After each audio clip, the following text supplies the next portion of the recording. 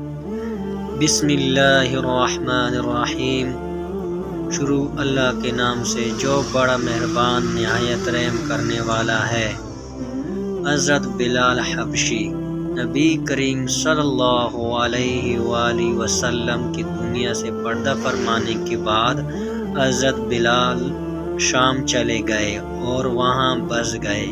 ایک عرصے کے بعد خواب میں نبی پاک کی زیارت ہوئی اور فرمایا بلال ہمیں ملنے کیوں چھوڑ دیا؟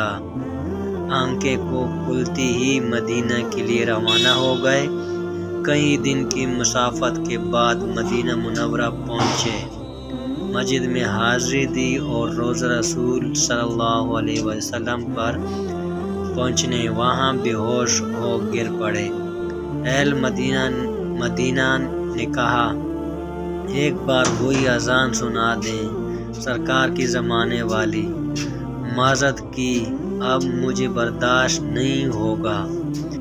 لوگوں نے حسین سے کہلوایا، اب انکار ناممکن تھا۔ اذان شروع کی تو اہل مدینہ رو پڑے، دل قابو میں نہ رہا۔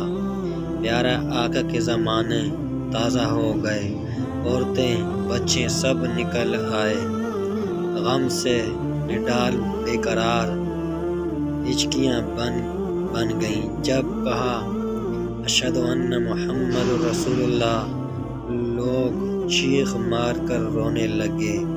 حضرت بلال کی نظر ممبر رسول پر پڑی، ممبر خالی تھا، سرکار نہیں تھے۔